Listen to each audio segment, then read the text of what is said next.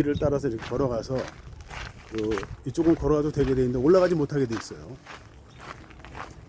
실제로 이스라엘 민족이 있었던 그 광야가 이런 황량한 사막길에 돌밖에 없었던 그런 곳이거든요. 이렇게 이제 그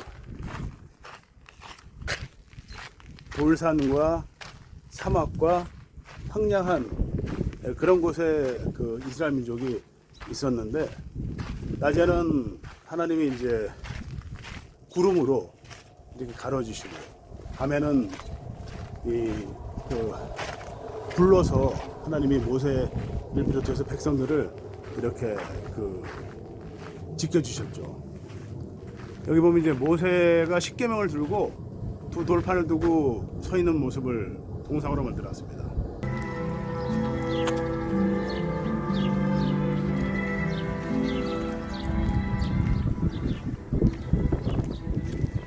제일 먼저 나오는 곳이 바로 예수님의 성만찬식이 있었던 최후의 만찬, 그 모습을 지금 보고 있습니다.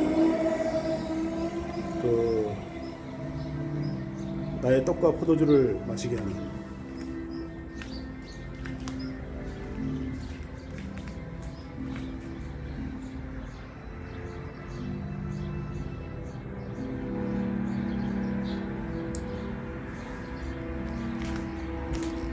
다음으로 가보겠습니다.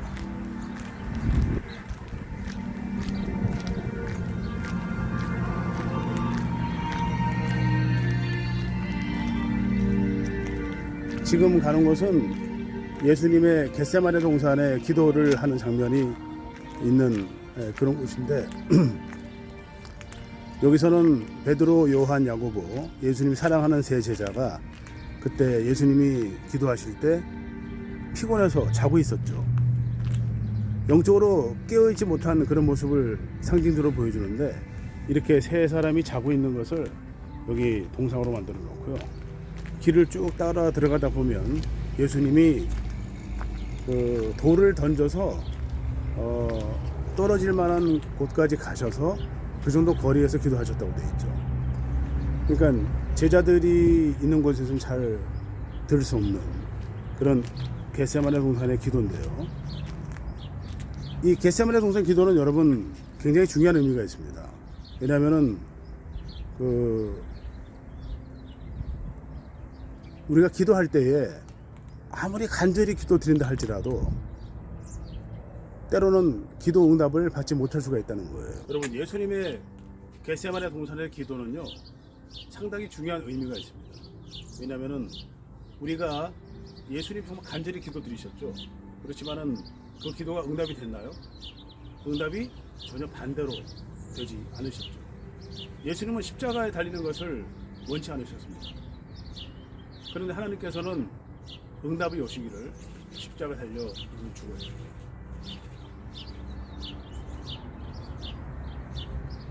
그거는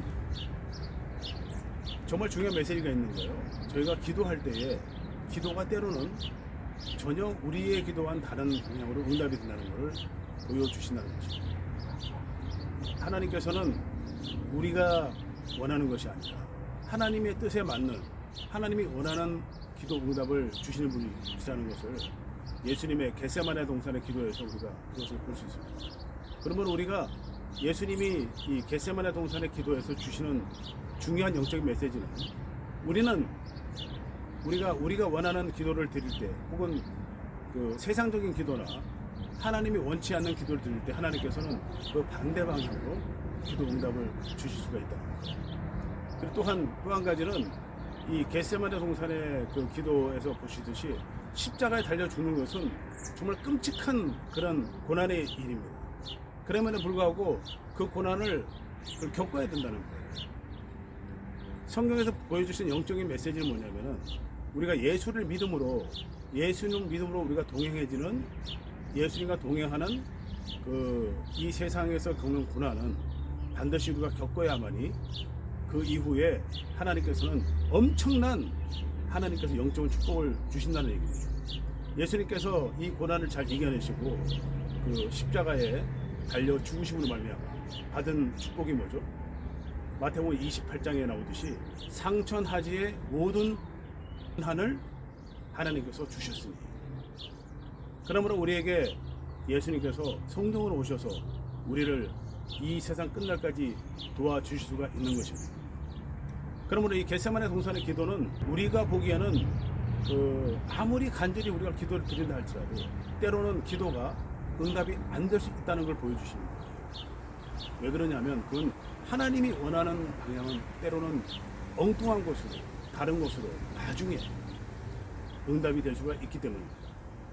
그렇기 때문에 예수님께서 그 겟세마네 동산에서 기도를 드릴 때에 십자가에 달려 죽으실 것을 이미 아시고 오셨고 33년 6월절 오후 3시에 죽으러 오신 분이기 때문에 예수님께서 누구보다도 이 겟세마네 동산의 기도는 사실은 예수님한테는 의미가 없었어요. 그렇지만은 우리에게 이 기도를 보여주신 것은 우리가 때로는 영적인 일을 할 때, 하나님 일을 할 때에 이렇게 우리가 세상적으로 기도를 드리거나 하나님과 다른 그런 기도를 드릴 때 하나님께서는 정말 다른 방향으로 응답을 주실 수가 있다는 것입니다. 그럼에도 불구하고 우리가 그 고난을 잘 이겨낼 때 우리는 하나님으로부터 영적인 축복을 받는 것입니다. 제 개인적인 간증을 드리자면은 저는 그 식당을 십자가 맞기를 식당에서 제가 10년을 전했는데 그 10년 과정 동안 마귀 공격이 엄청나게 많았습니다. 극심한 고통과 정말 힘든 그런 이 십자가의 고난을 그 식당에서 견뎌냈는데 그걸 잘 이겨냈더니 하나님께서는 이 성경대로 전도하라, 그 말씀을 저에게 선포해 주신 거예요. 이거를 전해라. 이 성경대로 전도하는 이 내용은 우리가 예수님이 십자가에 달려 죽으심으로 말미암아 그 상천하지의 고난을 받고 성령으로 오셨듯이 이제는 우리가 해야 될 일이 뭐냐면은 바로 이 예수님을 온전히 믿고 고난을 잘 이겨내므로 말미암아 우리가 이 세상에서 우리가 할 일은 바로 이 영적인 메시지를 6가지 전도 방법을 전해나가는 그런 일인 것입니다. 그러므로 이 예수님의 겟세마네 동산의 기도는 정말 영적인 큰 의미가 있고요. 우리에게 기도를 할 때 응답이 있을 때도 있고 없을 때도 있고 하나님의 방향으로 하나님의 뜻에 합당한 기도가 하나님의 뜻에 맞게 하나님이 주신다는 것을 보여주시기 위한 그런 기도를 하신 것입니다. 자, 그러면 이제 제가 자리를 옮겨서 그 다음 곳으로 가보겠습니다.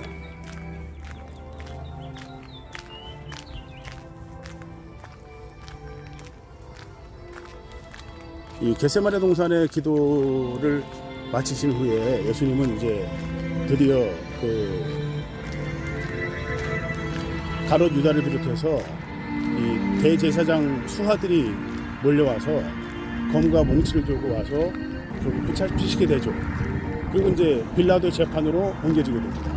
크리스찬들이 매일 주일마다 이 본디오 빌라도 이분을 우리가 정말 나쁜 이름으로 우리가 이분을 말을 하죠. 사도신경을 통해서.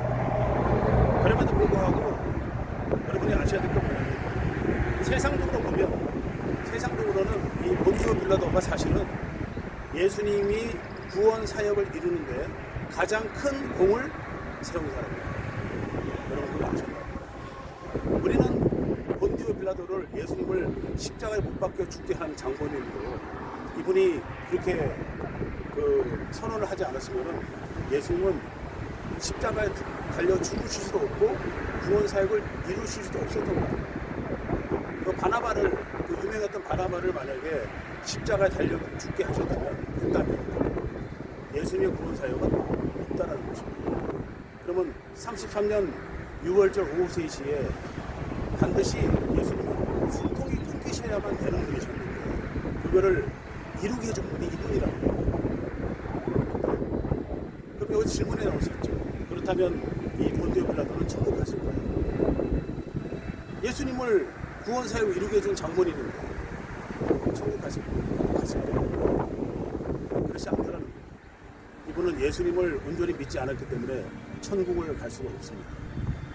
당연히 지옥에 갈 수밖에 없는 운명이죠. 그런데 어떻게 이렇게 예수님의 구원 사역을 도울 수가 있느냐는 거죠. 이게 바로 중요한 하나님의 언약과 관계가 있는 것입니다. 하나님은 하나님의 언약을 이루기 위해서, 언약은 뭐죠? 하나님이 이루겠다는 일방적인 약속입니다. 아브라함에게 약속하신 너희 후손이 바다의 모래알처럼 네 후손이 많아질 것이다. 이 세상은 반드시 끝이 있을 것이며 예수님은 승천하신 이후에 그 모습 그대로 내려올 것입니다. 그리고 이 세상에 기근과 지진과 큰 홍수와 엄청난 일이 일어나지만은 그것은 재난의 시작이지만 끝은 아닌. 그리고 하나님께서는 중요한 메시지가 뭐냐면 이런 세상에 빠져있는 세상의 권력과 그리고 세상에 그런 눈이 어두워서 예수를 알아보지 못하는 이런 사람들을 때로는 사용하시기도 한다는 거예요. 그게 바로 하나님의 언약입니다. 하나님은 선한 사람도 사용하지만 악한 사람도 사용하셔서 하나님의 언약을 이루기 위해서 다 사용하신다는 거예요. 그러므로 우리가 이 본디오 빌라도를 정말 나쁜 사람으로 묘사하고 있지만 하나님은 이 사람을 사용해서 예수님께 십자가에 달려 죽도록 이분 입에서 말이 나오도록 하나님이 이용하셨다는 거예요. 예수님의 십자가 사건을 그 구원 사역을 이루게 만든 두 번째 무리들은 누구죠? 예수님을 3년 동안 그렇게 죽도록 쫓아다녔던 제자들은 다 도망갔고요. 제자들이 아니고 이 빌라도는 첫 번째 공이 가장 큰 사람이었어요. 두 번째 바로 대제사장을 비롯해서 이 제사장, 율법사 이런 서기관들 그리고 그 무리들 십자가에 못 박혀 죽게 한 그 무리들이 바로 두 번째 공이 큰 사람들이었어요. 같은 얘기로 그들도 정말 외관적으로는 예수님의 십자가 구원 사역을 이루게 한 가장 큰 공이 있는 사람들이었지만 사실은 하나님이 그들의 입술을 사용하셔서 이렇게 예수님의 십자가 달리도록 몰아가신 겁니다. 이게 바로 하나님의 구원 사역이요 하나님의 언약을 이루는 과정인 것입니다. 여러분 이런 사실을 잘 아시고 성경을 보시고 그리고 이 맥락을 보셔야 과연 하나님의 언약이 어떤 의미가 있고 예수님이 왜 이렇게 행동하셨는지 왜 침묵하셨는지 그런 것을 우리가 볼 수가 있는 것입니다.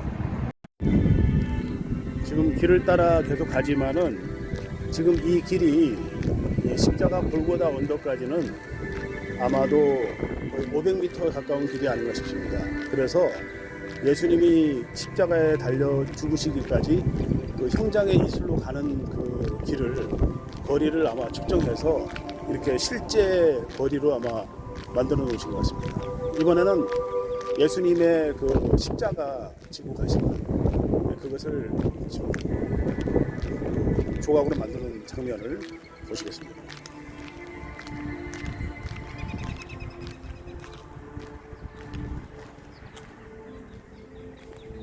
여기가 이제 예수님의 그 십자가를 지시고 가는 모습인데요.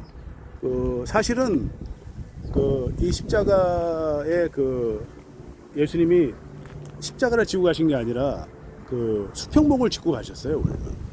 원래는 이 십자가 무게가 100파운드, 100파운드 이렇게 돼 있거든요. 한쪽이 수평목이 100파운드, 수직목이 100파운드. 그래서 합이 200파운드인데 원래 예수님은 이 수평목을 쥐고 가셨어요. 수직목은 이미 골고다 언덕에 서 있었습니다.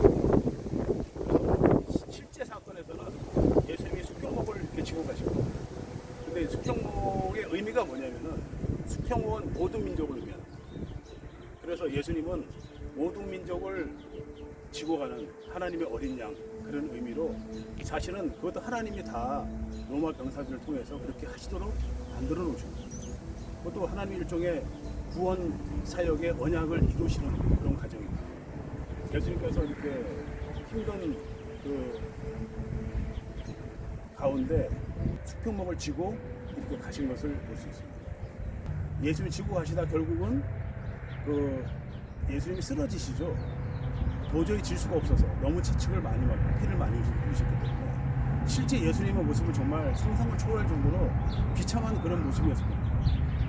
몸에서는 이미 피가 다 흘러내리고 있고 머리에서도 가시 면류관 때문에 피가 흘러내리고 있고 이런 모습이셨기 때문에 이것을 통해서 우리가 예수님의 정말 힘든 안타까운 그런 모습을 보십니다. 여기서 지금 예수님의 이 수평목을 대신 짊어지는 사람이 나옵니다. 구레네 사람 시몬이란 분이 우연히 멀리서 이 십자가 사건을 보러 왔다가 로마 병사가 대신 짊어지게 하자고 이 수평목을. 그런데 우리가 참 이 중요한 게 뭐냐면은 이 구레네 사람 시몬의 후손이 나중에 이 기독교를 핍박으로부터 국교화로 만드는 그런 장본인이 돼요.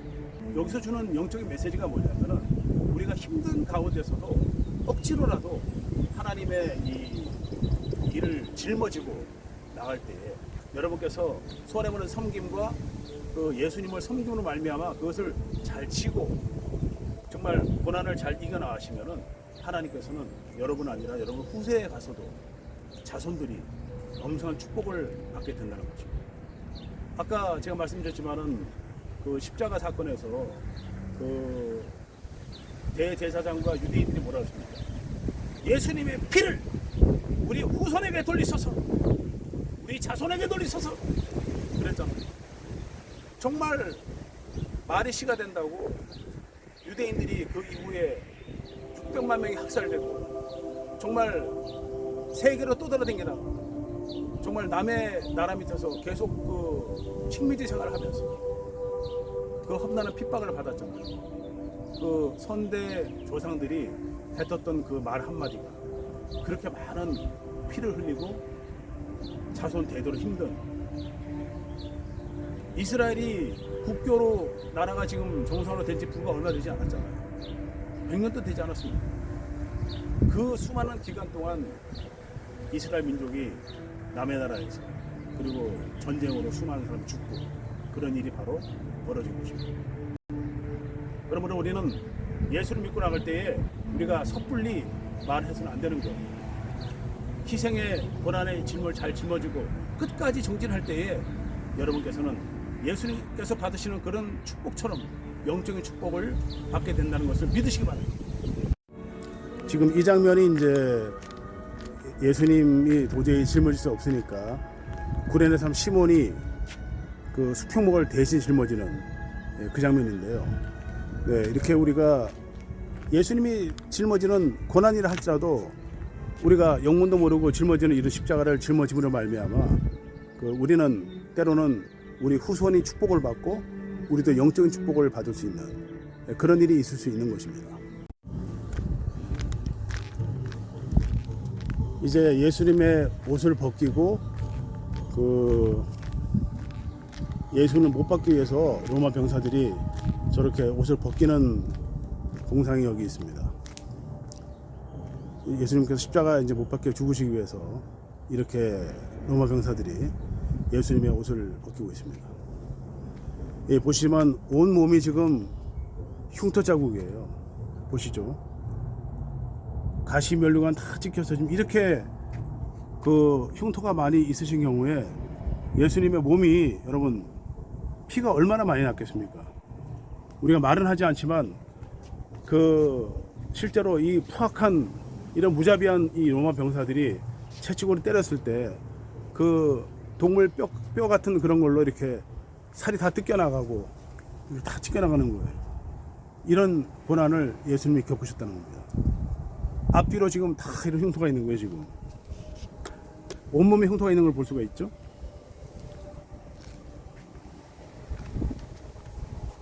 우리가 이 예수님의 고난을 왜 예수님이 이렇게 고난을 겪으셨는지를 우리가 잘 기억하고 되새겨야 될 것입니다.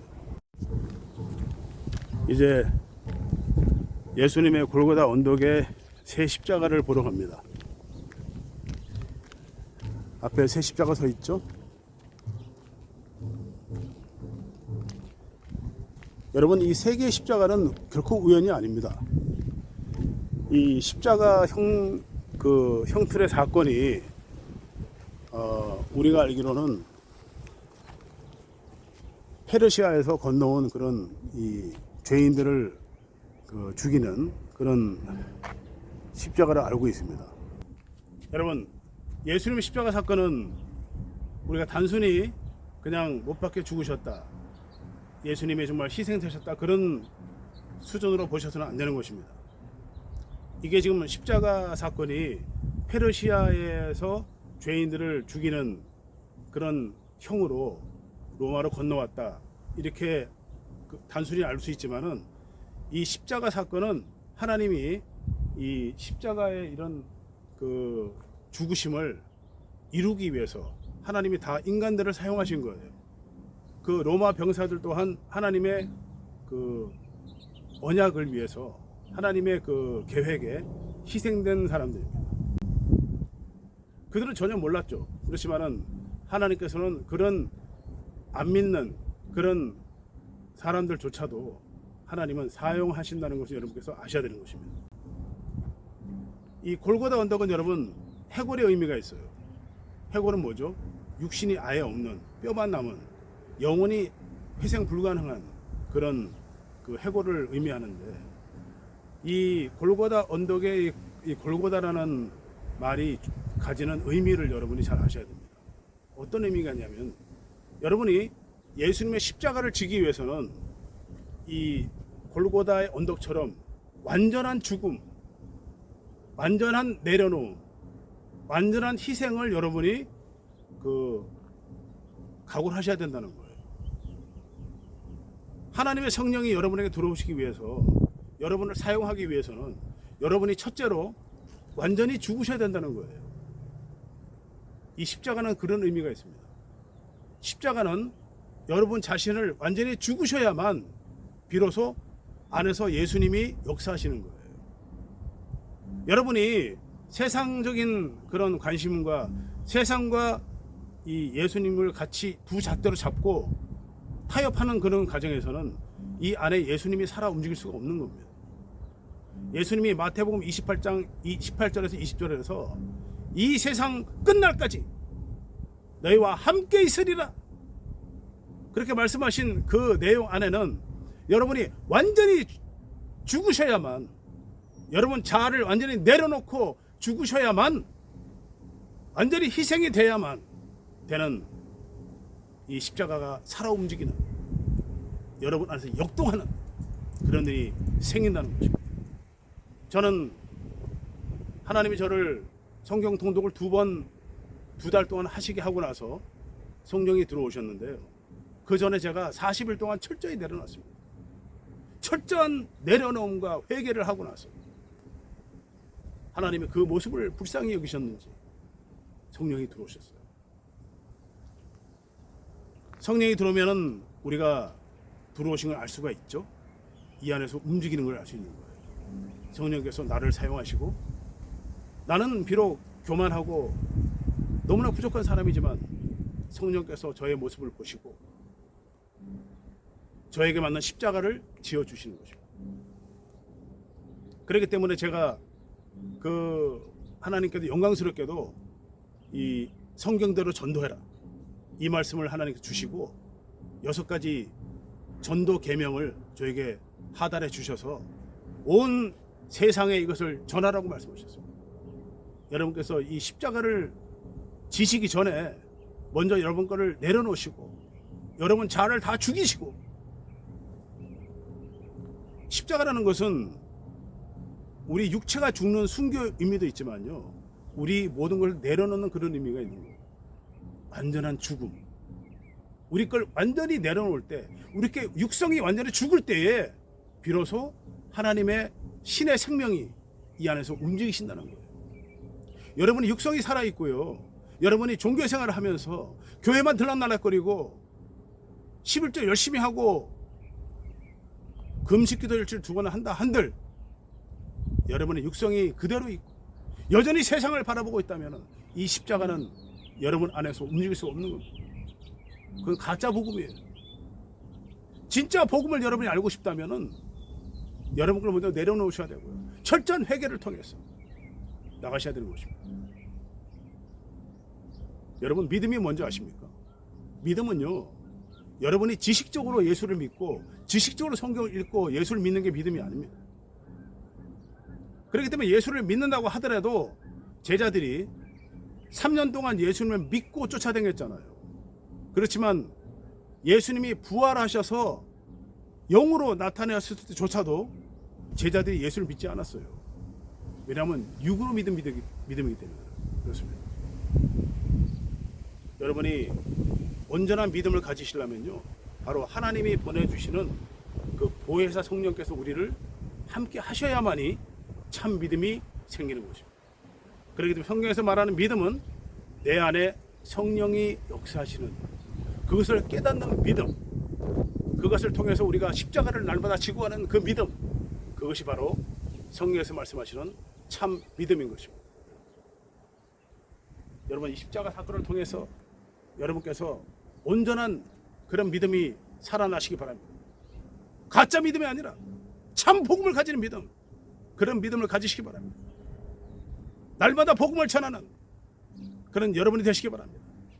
그러기 위해서는 여러분께서 이 성경대로 전도를 하셔야 되고, 성경의 말씀대로 여러분이 하셔야 됩니다.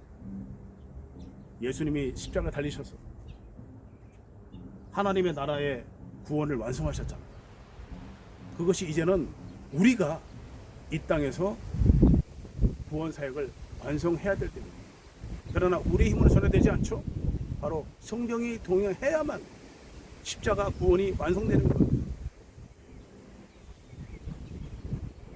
지금 제가 보여드리지만 여러분, 제가 500m를 걸어오는 동안 이 골고다 언덕을 재현해 놓은 이 장소에 지금 여기를 보러 온 사람이 한 명도 없습니다.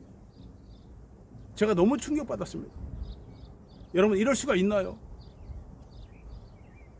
수많은 사람이 와서 여기를 보고 예수님을 본받고 기도하고 회개하고 깨어서 나가야 함에도 불구하고 아무도 오지 않는 거예요. 지금 이 시대가 영적으로 이렇게 지금 떨어져 있습니다. 깨어나셔야 돼요. 일어나셔야 됩니다. 십자가의 복음으로. 이렇게 가서는 안 돼요, 여러분.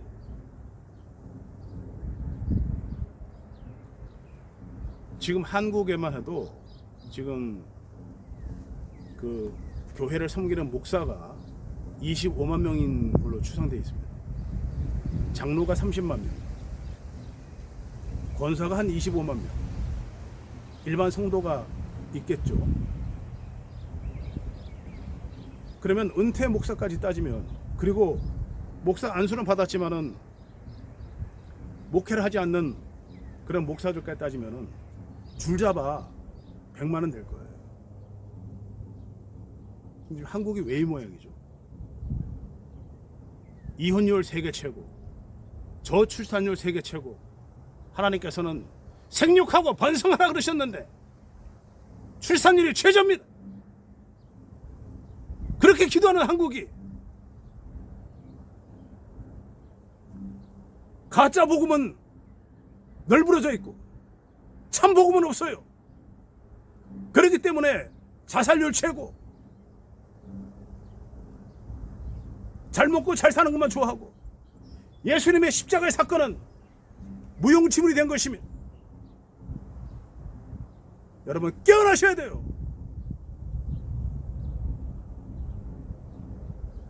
베드로가 베드로후서 말씀했잖아요.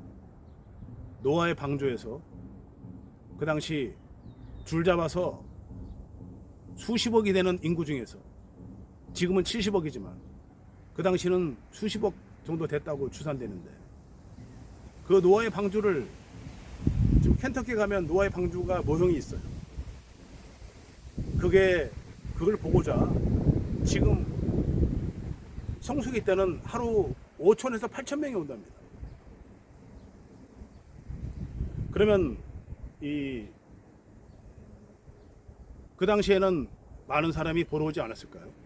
정말 산 위에다가 배를 짓는 노아, 그 축구장 한 배 반만한 3층 높이의 그 배를 짓는 그 기괴한 장면을 비도 오지 않은 그 당시에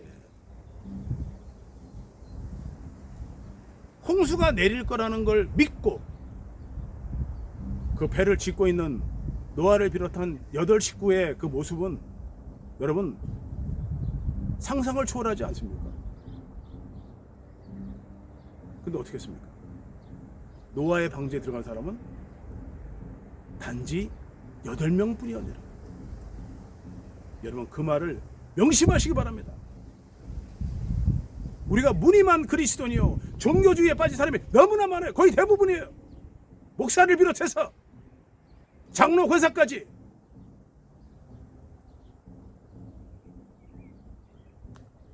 여러분 예수님 십자가를 보시면서 반드시 명심하시기 바랍니다. 깨어 기도하셔야 돼요, 여러분. And the criminals there, one on his right, the other on his left. One of the criminals hanging there reviled Jesus, saying, "Are you not the Messiah? Save yourself and us." The other, however, rebuked him and said, "Jesus, remember me when you come into your kingdom." And Jesus replied, "Amen, I say to you, today you will be with me in paradise."